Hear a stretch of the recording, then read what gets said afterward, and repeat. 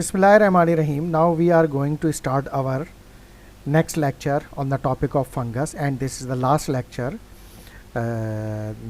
because we will complete the topic of fungi from this lecture. So let us start. In the last lecture we have left Histoplasma capsulatum, the fungus. So we will discuss, we will start the lecture from this fungus. Okay, so let us start. Histoplasma capsulatum is a dimorphic fungus that is the cause of histoplasmosis. तो ये एक dimorphic fungus है, यानी dimorphic का मतलब ये है कि इसकी दो मॉर्फोलॉजिकल स्ट्रक्चर यानी इसके दो डिफरेंट स्ट्रक्चरल फॉर्म में ये एग्जिस्ट करता है, और इसका जो इन्फेक्शन होता है that is called histoplasmosis, and it is the most prevalent fungal pulmonary infection in the USA. और यूएसए में पल्मोनरी इन्फेक्शन ये कॉज करता है और सबसे प्रेवलेंट फंगल इन्फेक्शन है. Histoplasmosis is common among AIDS patient. तो ये ज़्यादातर कॉमन है किसमें? AIDS patient, but is also found among infants and geriatric subjects living in endemic areas who may be susceptible to infection because of impaired immune function. अच्छा, ये जो common है ads patient में है यूएसए में, लेकिन इन्फेंट्स और geriatric patients में भी हो सकता है, सब्जेक्ट में भी हो सकता है. जीरियाट्रिक जैसे मैंने आपको बताया था कि ये ओल्ड एज होती है, यानी elderly people above 65 years age group, तो जीरियाट्रिक सब्जेक्ट्स में भी हो सकता है ये. लेकिन ये कब होगा? जब इम्यून सिस्टम जो होगा वो इम्यून फंक्शन इम्पेयर्ड होगा, यानी the individual is immuno compromised.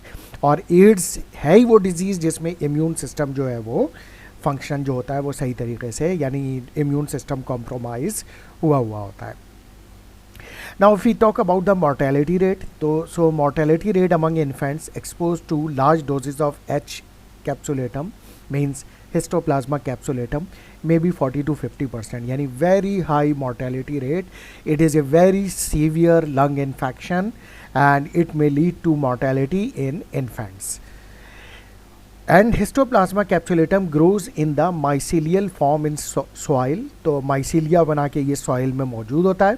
While in tissue it is encountered as a round budding cells, यानी mycelia यानी वो hyphae और filaments बना के soil में मौजूद होता है, और जो tissues में यानी lung में ये budding form में bud बना के budding cells बना के रहता है. तो इसी वजह से इसको डाइमॉर्फिक फंगस भी कहा जाता है कि माइसिलियल फॉर्म है और बर्ड फॉर्म है. It's natural habitat is soil. तो इसकी जो सबसे ज़्यादा कॉमन हैबिटेट है जहाँ पे ये सबसे ज़्यादा पाया जाता है ये वो है सॉइल. इसके अलावा विंड और agriculture and activities releases the large number of air born spores. ये स्पोर्स भी बनाता है, तो ये इसके स्पोर्स एयर में मौजूद होते हैं. दैट अपॉन इन्हेलेशन, यानी जब उन्हें स्पोर्स की इन्हेलेशन की जाएगी, कैन इस्टेब्लिश पल्मोनरी इन्फेक्शन, क्योंकि ये स्पोर्स जब लंग की कैविटीज़ में पहुंच जाएंगे तो फिर वहाँ पर ये हिस्टोप्लाज्मा कैप्सुलेटम में कन्वर्ट हो जाएंगे, यानी वेजिटेटिव सेल में कन्वर्ट हो जाएंगे, और फिर ये severe histoplasma capsulatum infection cause कर सकते होंगे. इसके बाद है after inhalation of histoplasma capsulatum, यानी अगर इसके स्पोर्स इनहेल हो गए, pulmonary macrophages engulf the east sales, यानी पल्मोनरी मैक्रोफेजेस इनको एनगल्फ कर लेंगे and provide a protective environment, और वो फिर वो मैक्रोफेज के अंदर एक प्रोटेक्टेड एनवायरनमेंट में आ जाएंगे. फिर क्या होगा? Then they will start to multiply. फिर ये ग्रो करेंगे, मल्टीप्लाई होंगे एंड डिससेमिनेट, यानी फैलना शुरू हो जाएंगे, स्प्रेड करना शुरू हो जाएंगे from lungs to the other tissue, यानी सिर्फ ये लंग तक ही नहीं रहेंगे बल्कि दूसरे टिश्यूज़ तक भी ये आगे फैल सकते हैं, यानी सिस्टमिक इन्फेक्शन भी कॉज कर सकते हैं. Normal individuals who inhale a large number of histoplasma capsulatum spores can develop a non specific flu like illness. जो नॉर्मल इंडिविजुअल होगा जब वो इसके स्पोर्स को इनहेल करेगा तो शुरू में फ्लू लाइक सिम्टम्स अपीयर होंगी, जिससे हम ये क्लियरली मालूम नहीं कर सकते कि ये फंगल इन्फेक्शन है हिस्टोप्लाज्मा कैप्सुलेटम का या वायरल फ्लू है. और क्या सिम्टम्स होंगी? Like fever, chills, headache and chest pain, and after a 3 weeks incubation period that resolve without treatment, और 3 हफ्ते के बाद ये खुद ब खुद रिजॉल्व हो जाएगा, यानी इम्यून सिस्टम एक्टिवेट होगा और फिर ये साइन एंड सिम्टम्स ख़त्म हो जाएंगी और ये इन्फेक्शन ठीक हो जाएगा. बट अगर ये परसिस्ट कर जाता है और क्रॉनिसिटी में चला जाता है, यानी ये रिजॉल्व नहीं होता और क्रॉनिक पल्मोनरी हिस्टोप्लाज्मोसिस में कन्वर्ट हो जाता है, यानी क्रॉनिक इन्फेक्शन में कन्वर्ट हो जाता है, तो क्या होगा? Is seen in males in 45 to 55 years of age who may be have been exposed to low level of spore over a longer period of time. अब 45 से 55 साल की एज में देखा गया है ज़्यादातर कि जिनको क्रॉनिक पल्मोनरी हिस्टोप्लाज्मोसिस होता है, और उसकी रीज़न ये बताई जा रही है कि ये वो लोग होते हैं कि जिनका एक continuous long period of time से मुसलसल ये इसके स्पोर्स को इनहेल कर रहे होते हैं.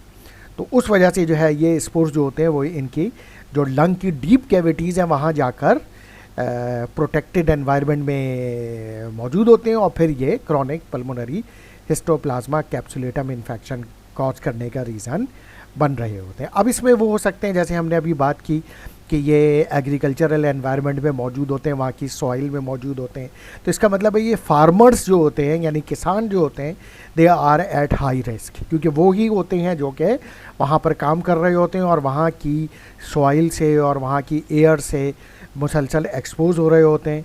तो वो सबसे ज़्यादा हाई रिस्क पर होते हैं फार्मर्स जो उन एग्रीकल्चरल फील्ड पर काम करते हैं जहाँ पर ये सॉइल मौजूद होती है जिसमें इसके हिस्टोप्लाज्मा कैप्सुलेटम के स्पोर्स मौजूद होते हैं.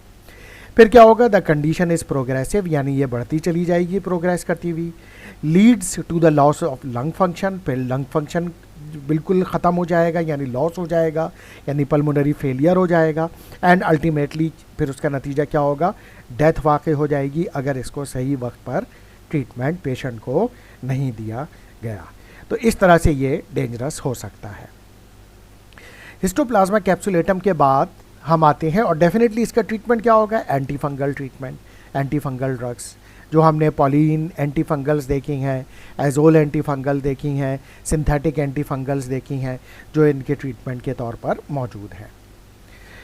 Now the next is the cryptococcus neoformans. ये भी एक फंगस है. Cryptococcus neoformans is a capsulate yeast, यानी ये ईस्ट है, ईस्ट सेल है और इसमें कैप्सूल भी होता है. जैसा कि हमने बैक्टीरिया में पढ़ा था कि कुछ बैक्टीरिया ऐसे होते हैं कि जिनके ऊपर कैप्सूल बना हुआ आता है. It is most frequently associated with infection in immunocompromised patients like for example those with AIDS, and meningitis is the most common clinical manifestation.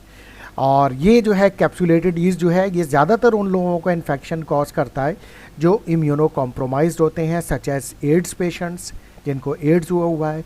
इसके अलावा डायबिटिक पेशेंट्स होंगे, patients those who have got transplantation of any kind, तो या auto immune disease जो कि immunosuppressive therapy ले रहे हैं.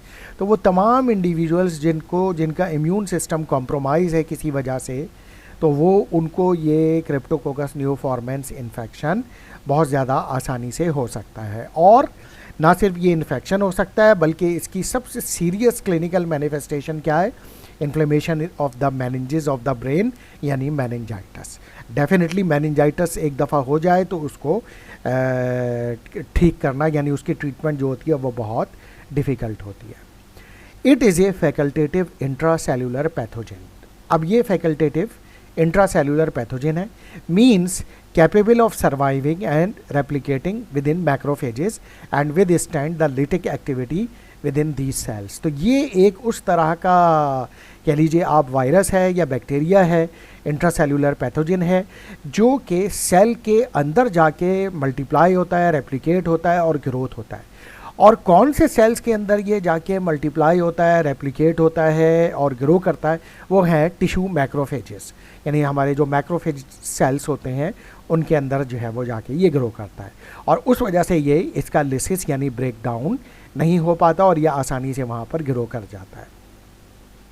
इन order to survive within macrophages, यानी मैक्रोफेजेस के अंदर सर्वाइव करने के लिए cryptococcus neoformans appear to accumulate polysaccharide within a cytoplasmic vesicle, यानी जो साइटोप्लाज्म के वेजाइकल्स होते हैं उसमें पॉलीसैकेराइड जो है वो एक्यूमुलेट करता है और फिर अपने आप को उससे घेर लेता है। तो उससे ये होता है कि फिर इसकी आइडेंटिफिकेशन नहीं हो पाती और फिर ये उस मैक्रोफेज सेल के अंदर जो है वो आसानी के साथ सर्वाइव कर रहा होता है।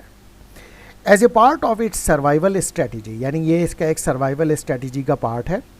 It also produces melanin. Melanin, you know, it is a coloring pigment which has the ability to bind and protect against microbicidal peptides. अब हमारी बॉडी में भी बहुत सारे ऐसे सब्सटेंस और ऐसे पेप्टाइड मौजूद हैं जो माइक्रोबायोसाइडल्स हैं, यानी माइक्रोबायोसाइडल का मतलब ये हुआ जो माइक्रो ऑर्गेनिजम्स को किल कर सकते हैं, जो नेचुरल एंटीबायोटिक्स हमारी बॉडी में खुद प्रोड्यूस होती हैं, यानी ऐसे पेप्टाइड्स। तो ये जो है क्रिप्टोकोकस नियोफॉर्मेंस ऐसे मेलेनिन प्रोड्यूस करता है, जिसकी वजह से ये क्या करता है कि ये इन माइक्रोबायल पेप्टाइड, माइक्रोबायोसाइडल जो बायोसाइडल पेप्टाइड्स जो होते हैं, यानी जो एंटी बैक्टीरियल एंटी माइक्रो बायल एजेंट्स जो हमारे पेप्टाइड्स बॉडी बनाती है, सेल्स बनाते हैं, वो इनके साथ बाइंड हो जाता है और फिर इस तरह से जो है वो इनके ज़रिए फंगस को किल होने से बचा लेता है। लाज़मी बात है, जब ये जो माइक्रोबायोसाइडल्स पेप्टाइड्स बाइंड हो जाएंगे मेलेनिन से, फिर वो क्रिप्टोकोकस नियोफॉर्मेंस को या कोई और वहाँ पर माइक्रो ऑर्गेनिज्म है उसको किल नहीं कर सकेंगे। यह कह लीजिए कि उसके साथ बाइंड होकर ये उनको इनएक्टिवेट कर देता है, उन माइक्रोबायोसाइडल पेप्टाइड्स को। इसके अलावा इन एडिशन मेलेनाइजेशन, यानी मेलेनिन की क्वांटिटी जो बढ़ती है, allow the cell to withstand the effect of harmful hydroxyl radical and also survive in hostile environment. इसके अलावा मेलेनिन से ये होता है फ़ायदा कि हर सेल के अंदर हाइड्रोक्सिल रेडिकल बनते हैं, जिनको हम फ्री रेडिकल भी कहते हैं। ये ख़ुद भी ऐसे रेडिकल होते हैं जो कि सेल के लिए हार्मफुल होते हैं और सेल को किल करते हैं। तो अब अगर उसके अंदर ऐसे सेल के अंदर ये हाइड्रोक्सिल रेडिकल बनेंगे और वो सेल को किल कर देंगे, तो डेफिनेटली अगर उसके अंदर ये फंगस छुपा हुआ होगा तो वो भी किल हो जाएगा। लेकिन ये मेलेनिन जो है दरअसल उस हाइड्रोक्सिल रेडिकल से भी बचाते हैं ताकि वो सेल जो है वो आसानी से वहाँ पर सर्वाइव कर सके। तो ये एक एडिशनल प्रोटेक्शन इस तरह से भी प्रोवाइड करते हैं कि मेलेनिन बेसिकली हम कहें तो इन एज ए सम अप हम कहें तो मेलेनिन दो काम कर रहा है कि सेल के अंदर जो माइक्रोबायोसाइडल पेप्टाइड बनते हैं जो इस फंगस को किल कर सकते हैं। पहले तो ये कि मेलेनिन उससे बाइंड हो जाती है और फिर वो जब बाइंड हो जाती है तो उन माइक्रोबायोसाइडल पेप्टाइड्स को ब्लॉक कर देती है ताकि वो क्रिप्टोकोकस नियोफॉर्मेंस को किल ना कर सके। दूसरा, सेल के अंदर जो हार्मफुल हाइड्रोक्सिल रेडिकल बन रहे हैं जो सेल को किल कर सकते हैं, उसको भी ये अलाउ नहीं करते हाइड्रोक्सिल रेडिकल को कि वो सेल को किल करे और सेल को जो है वो डैमेज करे, क्योंकि उसके अंदर क्रिप्टोकोकस नियोफॉर्मेन यानी फंगस छुपा हुआ है। तो उस तरह से मेलेनिन ये भी जो है वो उससे भी हाइड्रोक्सिल रेडिकल से भी बचाते हैं और इस तरह से जो है वो सेल को प्रोटेक्ट करते हैं जिसके अंदर फंगस मौजूद होता है। तो इस तरह से वो अपनी आसानी से सर्वाइवल कर रहे होते हैं। The capsule of C neoformans यानी cryptococcus neoformans is a virulence factor, यानी इसका जो कैप्सूल होता है वो विरुलेंस फैक्टर है, यानी उसकी वजह से इन्फेक्शन अपीयर होता है, इन्फ्लेमेशन प्रोड्यूस होती है, साइन एंड सिम्टम्स प्रोड्यूस होती हैं। अच्छा, इसके अलावा in that it protect the cell from immune response and capsular material induces the shedding of host cell adherence molecule required for the migration of host inflammatory cell to the site of infection, thus explaining the reduced inflammatory response to this yeast। अच्छा, अब इसके दो काम है, एक तो ये infectivity का रीज़न बनता है यानी साइन एंड सिम्टम्स प्रोड्यूस करती है, लेकिन ये जो कैप्सूल है ये प्रोटेक्ट भी करता है जो इम्यून सेल्स होते हैं उससे क्रिप्टोकोकस नियोफॉर्मेंस को। यानी ये अगर एंटीबॉडीज़ या साइटोटॉक्सिक टी लिम्फोसाइड्स वहाँ पहुँच जाएं तो उससे ये इसको बचाता है। ये जो कैप्सूलर मटेरियल है ये किस चीज़ का बना हुआ होता है? ग्लूकोरोनॉक्साइल मैनेंस, ग्लूकोरोनॉक्साइलो मैनेंस का बना हुआ होता है, यानी ये बेसिकली वही आप कह लीजिए कार्बोहाइड्रेट का बना हुआ होता है। और ये क्या करता है कि ये बहुत सारे इसको जो है वो कैप्सूलर मटेरियल को उसके सराउंडिंग में शेड करता है यानी फैलाता है, झाड़ता है। उससे क्या होता है कि होस्ट सेल्स को जो ख़ास तौर से टी हेल्पर सेल्स होते हैं उनको ये आइडिया होता है कि इस साइट पे कुछ ना कुछ इन्फेक्शन है तो वो इन्फ्लेमेटरी सेल्स को वहाँ माइग्रेट करता है। लेकिन इन्फ्लेमेटरी सेल्स जब वहाँ माइग्रेट होते हैं तो वो इस फंगस का कुछ नहीं बिगाड़ पाते क्योंकि वो कैप्सूल से प्रोटेक्टेड है। इन इम्यूनो कॉम्प्रोमाइज पेशेंट्स, यानी जिनका इम्यून सिस्टम कॉम्प्रोमाइज है, pulmonary infection can lead to disseminated form of disease, और फिर पल्मोनरी इन्फेक्शन से स्टार्ट होगा, उसके बाद ये डिजीज़ डिससेमिनेट होगी बॉडी में, यानी स्प्रेड करेगी, और फिर ये स्प्रेड करते हुए कहाँ तक पहुँच जाएगी, आइज़, स्किन एंड बोन्स, वहाँ तक ये डिजीज़ पहुँच जाएगी, यानी ये इन्फेक्शन वहाँ तक पहुँच जाएगा, और फिर इसको हम सिस्टमिक इन्फेक्शन भी इस तरह से कह सकते हैं। यानी ये स्टार्ट होगा एक जगह से और फिर इस तरह से स्प्रेड करता हुआ पूरी बॉडी में पहुँच जाएगा। इसके अलावा क्रिप्टोकोकल मेनिंजाइटिस, ये एक बहुत सीरियस इश्यू है, is particularly associated with patients those who have AIDS, यानी जिनको एड्स है, और ये मेजर कॉज ऑफ डेथ है क्रिप्टोकोकल मेनिंजाइटिस, यानी एड्स पेशेंट में जो मेजर कॉज ऑफ डेथ है वो इसी फंगल इन्फेक्शन से होती है, क्रिप्टोकोकल मेनिंजाइटिस से, क्योंकि ये मेनिंजिस को जब इन्फ्लेम्ड करेगा तो फिर उसके बाद उसका रिवर्स होना बहुत मुश्किल हो जाएगा। इसके अलावा अगर हम इसकी ट्रीटमेंट की बात करें तो क्रिप्टोकोकाइसिस में be controlled by anti fungal therapy, जितनी हमने एंटी फंगल थेरेपी यहाँ पे पढ़ी है, जिसमें पॉलीइन एंटी फंगल थेरेपी है, जिसमें एम्फोटेरिसिन भी है जो कि सिस्टमिक है, नेस्टाटीन तो सिस्टमिक यूज़ नहीं होती। इसके अलावा एजोल एंटी फंगल्स की एक बहुत बड़ी क्लास है जिसमें कीटोकोनाजोल, पोसाकोनाजोल, और इसके अलावा जो है वो और भी इसी तरह से एजोल एंटी फंगल में ट्रायाजोल और एजोल एंटी फंगल एजेंट्स की जो क्लास है वो सब, मीकोनाजोल हो गई, ये सब यूज़ की जाती हैं। देयर इज़ ए डेंजर, लेकिन ये सब यूज़ की जाती हैं। इसके अलावा there is a danger of relapse का भी इसका ख़तरा होता है कि ये अगर एक दफ़ा ठीक हो जाए तो ज़रूरी नहीं है कि पूरी तरह से ठीक हो गया है, ये रिलैप्स का भी ख़तरा होता है। Unless anti fungal therapy is constantly maintained, यानी काफ़ी अरसे तक एंटी फंगल थेरेपी कंटिन्यूसली जारी रखनी पड़ेगी, मेंटेन रखनी पड़ेगी। अगर बीच में ये एंटी फंगल थेरेपी बंद कर दी गई तो फिर इस चीज़ का हाई रिस्क होता है कि ये इस इन्फेक्शन का, क्रिप्टोकोकल इन्फेक्शन का रिलैप्स हो जाए, और फिर वो रिलैप्स होने के बाद और ज़्यादा सीवियर इन्फेक्शन हो जाएगा, और अब वो रेजिस्टेंट भी होगा उन एंटी फंगल ड्रग्स से। इसके बाद हम आते हैं डर्मेटोफाइट्स पे। The dermatophytes are a group of keratinophilic fungi. अब ये कैरेटिन प्रोटीन क्या कहाँ होती हैं, ये स्किन पे और नेल्स पे और हेयर में होती हैं, यानी हमारी स्किन हो गई, नेल और हेयर वहाँ हो गई। तो ये ऐसा फंगस है जो कि स्किन पर, नेल पर और हेयर पर होता है, जैसा हमने कहा कैरेटिनोफिलिक है, यानी कैरेटिन प्रोटीन से लविंग है। So that metabolize the keratin protein. Keratin जैसे हमने बात की कहाँ होगी, principal protein in skin, nails and hair.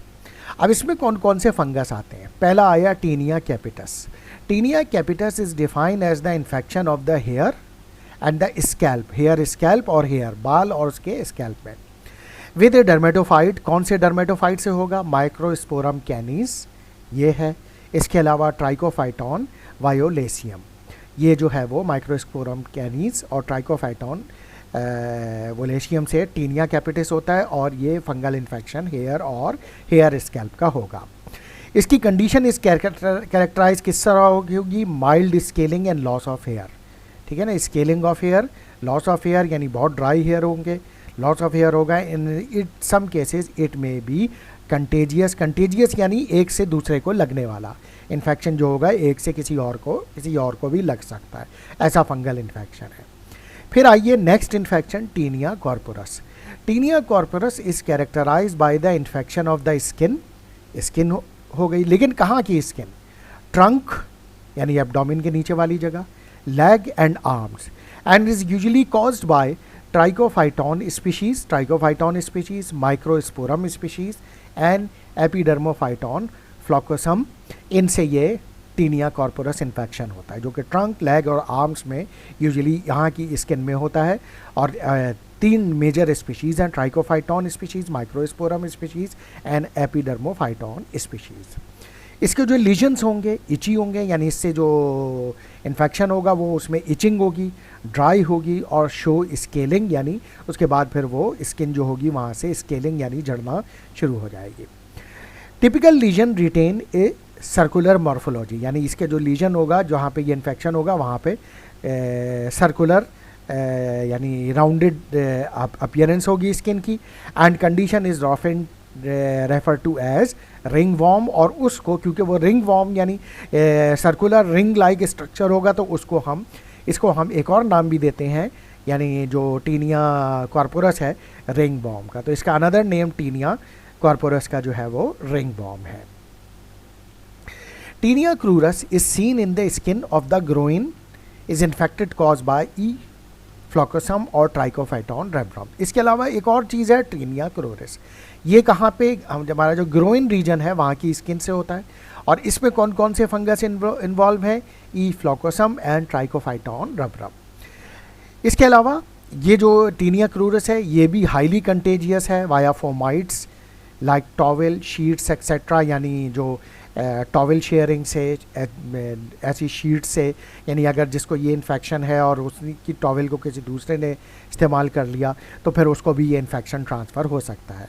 25% of patient show recurrence following antifungal therapy, और 25% पेशेंट में ये होता है कि उनको ये इन्फेक्शन दोबारा हो जाता है ट्रीटमेंट के बाद। शायद उसकी वजह ये होती होगी कि उन्होंने वही टॉवेल वगैरह या sheets like even bed sheets वगैरह वही दोबारा इस्तेमाल की या वहीं पर उसी को दोबारा यूज़ किया, तो उसकी वजह से वो इन्फेक्शन दोबारा हो गया। इसके अलावा टीनिया पेडिस है, ये क्या है, present as a infection of the feet, पाँव का इन्फेक्शन है, very common and easily contracted. कौन सा फंगस रिस्पॉन्सिबल है इस इन्फेक्शन के लिए, tinea rubrum and E floccosum. And the site of infection में इंक्लूड कौन कौन सी है, वेब ऑफ टोज, यानी जो वेब ऑफ टोज है, टोज के दरमियान जो वेब होती है खाल होती है वो, साइड्स ऑफ द फीट के साइड्स, और the sole of the feet यानी जो पाँव का जो तला होता है सोल वो भी होती है। तो टीनिया पेडिस जो होता है वो इन्फेक्शन ऑफ फीट है। फिर है tinea manuum, is a fungal infection of the hand, ये द हैंड का इन्फेक्शन है and can be cause by most notably trichophyton mentagrophytes. तो ये trichophyton mentagrophyte infection of hand करता है, this infection is also called tinea manuum. Tinea unguium, ये क्या है, define as a infection of the finger nail, जो हमारी नाखूनों पे होता है फिंगर नेल, ये है, ये भी डर्मेटोफाइटिक इन्फेक्शन है और टो नेल में भी हो सकता है। एंड ऑफन डिस्क्राइब एज ओनाइकोमाइकोसिस, और ओनाइकोमाइकोसिस भी टीनिया अंजियम इन्फेक्शन को कहा जाता है। तो इस तरह से जो है ये डर्मेटोफाइटिक इन्फेक्शन होते हैं। Now antibiotic production by fungi, ये हमने तमाम क्लासेस ऑफ फंजाई मुकम्मल कर ली, ईस्ट मोल्ड्स एंड डर्मेटोफाइट्स। अब हम आते हैं fungi antibiotic production by fungi, यानी इसकी इंपॉर्टेंस क्या है फंजाई की। इसके अलावा डिजीज़ के अलावा most important discoveries regarding the beneficial use of fungi for human was identification in 1929 by sir Alexander Fleming. इसने क्या, सर अलेक्जेंडर फ्लेमिंग ने क्या 1929 में मालूम किया, isolate of penicillium notatum, penicillium chrysogenum produce a substance capable of killing gram positive bacteria. यानी ये दो फंगस थे, penicillium notatum and penicillium chrysogenum. इसने देखा कि इसके जो मेटाबॉलिक प्रोडक्ट हैं उसमें ये कैपेबिलिटी है कि वो ग्राम पॉजिटिव बैक्टीरिया को किल कर सकते हैं। So the majority of antibiotic obtained from fungi are produced by fermentation and most are secondary metabolite, जो कि इस फंगस के सेकेंडरी मेटाबोलाइट हैं, यानी इन्हीं फंगस की फर्मेंटेशन की जाती है, इससे जो सेकेंडरी मेटाबोलाइट्स बनते हैं वो मेटाबोलाइट एंटीबायोटिक का काम करते हैं, जिसकी जो कि सेकेंडरी मेटाबोलाइट जैसे हमने बात की थी कि ये स्टेशनरी फेज में बनते हैं। So production of which occur in stationary phase and is link to sporulation. Acremonium chrysogenum, the fungal producer of the pharmaceutically relevant beta lactam antibiotic cephalosporin. C cephalosporin जो एक और इम्पॉर्टेंट क्लास है antibiotic की, वो भी fungus से ही बनाई जाती है, और कौन से फंगस से बनाई जाती है, एक्रीमोनियम क्राइसोजेनियम। तो ये फंगस जो है वो सेफेलोस्पोरिन बनाता है। अच्छा, ये जो बीटा लैक्टम एंटीबायोटिक का इन्होंने बताया सेफेलोस्पोरिन, जो ऊपर पेनिसिलिन की बात की गई है, जो पेनिसिलिन बनाई जाती है, पेनिसिलिन भी बीटा लैक्टम एंटीबायोटिक है और सेफेलोस्पोरिन भी बीटा लैक्टम एंटीबायोटिक है। तो इनसे ये एंटीबायोटिक्स कमर्शियली प्रिपेयर की जाती हैं। अच्छा, genetic manipulation of fungi. Fungi are now being used in novel ways for the production of single cell protein, antibiotics and enzyme. तो फंजाई को आजकल कमर्शियली बहुत सारी चीज़ों में यूज़ किया जा रहा है, मुख्तलिफ सेल प्रोटीन्स, एंटीबायोटिक्स, एंजाइम्स के ज़रिए, by expression system for the production of secretion of foreign protein. जैसे मैंने बताया था कि इंसुलिन बनाई जाती है, ग्रोथ हार्मोन बनाए जाते हैं, वैक्सीन्स बनाई जाती हैं, एंजाइम्स बनाए जा रहे हैं, डेक्स्ट्रिन बनाया जा रहा है, और इसके अलावा जो है एंटीबायोटिक्स बन रही है। The saccharomyces cerevisiae expression system for producing recombinant protein has number of advantages including producing yields of purified secrete in the region of 20 milligram पर लीटर। मैंने ये बात पहले भी बताई थी कि सबसे ज़्यादा जो कमर्शियल यूज़ किया गया है जिस फंगस का, वो है सैक्रोमाइसिस सेरेविज़ाई। इसके जो डीएनए का एक्सप्रेशन सिस्टम है, इसके डीएनए में कोई किसी का डीएनए कंबाइन कर दिया गया, लाइक इंसुलिन प्रोडक्शन का डीएनए कंबाइन कर दिया गया, जीन मिला दिया गया, और उससे हाई क्वांटिटी ऑफ प्रोटीन यानी इंसुलिन बनाई गई, like for example 20 milligram insulin पर लीटर, यानी काफ़ी ज़्यादा मकदार में। ये जो सैक्रोमाइसिस है, ये ईस्ट है, has been employed for the production of hepatitis B surface protein, यानी हेपेटाइटिस बी वैक्सीन में जो यूज़ होती है। तो और in the production of several recombinant other proteins like malarial protein, malarial vaccine, यानी हेपेटाइटिस बी वैक्सीन जो बनती है वो भी सैक्रोमाइसिस सेरेविज़ाई से बनाई जाती है। मलेरियल वैक्सीन जो बनती है मलेरिया की, वो भी सैक्रोमाइसिस सेरेविज़ाई से ही के एक्सप्रेशन सिस्टम से बनाई जाती है। Saccharomyces cerevisiae is not a prolific secreter of foreign protein, ये खुद से नहीं है। Superior yeast secreter such as candida maltosa, येरोइंग lipolytica and pichia species have become more routinely employed in recent years. यानी अब सैक्रोमाइसिस सेरेविज़ाई ही अकेली नहीं है कि जो फॉरेन प्रोटीन यानी इस तरह से कमर्शियल प्रोडक्ट, जैसा हमने बात की कि हार्मोन्स, एंजाइम्स, एंटीबायोटिक्स, वैक्सीन्स बनाने के काम आ रही है, बल्कि अब और भी ईस्ट यूज़ हो रही हैं इस काम के लिए, जिसमें कैंडिडा मेल्टोजा है, येरोविया लिपोलाइटिका हैं, पिशिया स्पीशीज़ हैं, जो कि अभी रिसेंट ईयर्स में इस्तेमाल की गई हैं, क्योंकि अभी ये रिसर्च फेज़ में हैं। अभी इनसे ये प्रोटीन्स बहुत ज़्यादा मकदार में कमर्शियली अभी यूज़ नहीं की गई हैं, लेकिन बहरहाल ये भी एक प्रॉमिसिंग फंगस के तौर पर अपीयर हो रही हैं कि इनको भी इस तरह से कमर्शियल यूज़ करके मुख्तलिफ एंटीबायोटिक्स, एंजाइम्स, प्रोटीन्स, हार्मोन्स और वैक्सीन्स बनाई जा सकती हैं। इसके साथ ही ये चैप्टर कंप्लीट हो गया। Thank you very much.